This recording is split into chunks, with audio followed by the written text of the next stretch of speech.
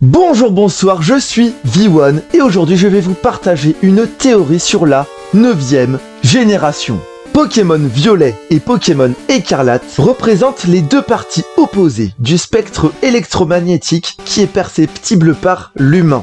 Le spectre visible se décompose en rayonnement monochromatique par le passage de la lumière à travers un dispositif disperseur.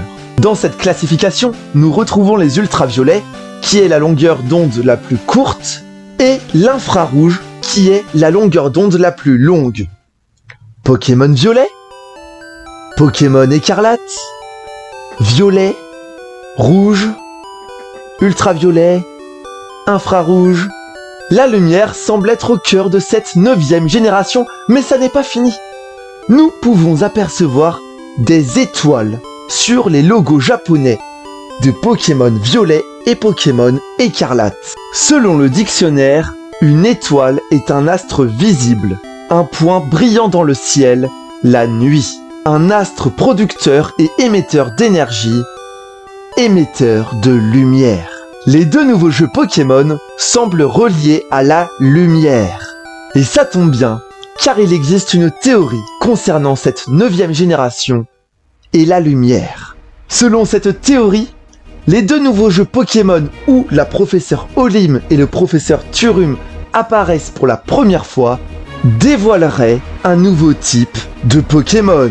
C'est le type opposé au type ténèbres, il s'agit du type lumière. Le type lumière n'est pas nouveau, il est présent dans d'autres univers que celui de Pokémon. Il est présent dans divers jeux vidéo, jeux de cartes à jouer et à collectionner, dans des livres, dans des films, dans des séries, dans des univers. Bref, le type lumière est important et il est normal qu'il arrive enfin dans Pokémon. Et je ne vois pas pourquoi on exclurait le type lumière de l'univers Pokémon alors que le type ténèbres est présent depuis la 2e génération. Le type lumière va arriver avec la 9e génération. Cependant, il existe déjà des Pokémon qui pourraient avoir le type lumière. Je pense par exemple à Lanturne, Watwat, Musiole, Jirachi, Latios, Latias, Luminéon ou encore Togekiss.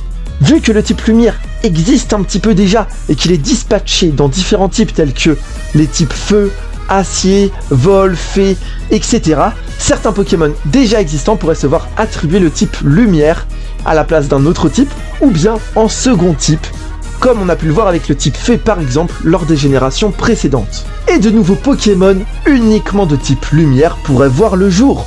C'est une occasion rêvée pour remodifier le tableau des types et la stratégie dans Pokémon. Cette théorie sur le nouveau type lumière est très intéressante. Cela permettrait d'avoir de nouveaux designs, de nouvelles attaques, de nouvelles stratégies dans Pokémon et surtout une nouvelle évolution type lumière. Non, plus sérieusement, ça va permettre d'ouvrir un nouvel horizon dans l'univers Pokémon. Et ça, j'ai hâte de le voir si cette théorie se confirme à l'avenir. Il existe encore de nombreuses interrogations sur la 9e génération de Pokémon. Est-ce que Pokémon Écarlate sera une version du passé de la région et Pokémon Violet sera une version future de la région que nous allons voir dans la 9e génération? Est-ce que des voyages dans le temps seront possibles, permettant ainsi l'accès à de nouvelles temporalités dans la région, mais également dans d'autres régions? Va-t-on mettre en lumière un monde parallèle? Peut-être allons-nous avoir droit à de nouvelles formes de Pokémon, des nouvelles évolutions? Quels sont les secrets que nous cachent les professeurs et ces nouveaux jeux? Existerait-il un nouveau type de Pokémon? Le type lumière par exemple? Quels sont vraiment les rôles des Pokémon légendaires? Quels sont ces liens entre les étoiles, la lumière et cette 9e génération? Pour patienter et tenter de répondre à toutes ces questions, je vous invite à regarder mes autres théories. Sinon, vous pouvez vous abonner ou regarder des vidéos de combat Pokémon ou des vidéos de... Oh, faites ce que vous voulez.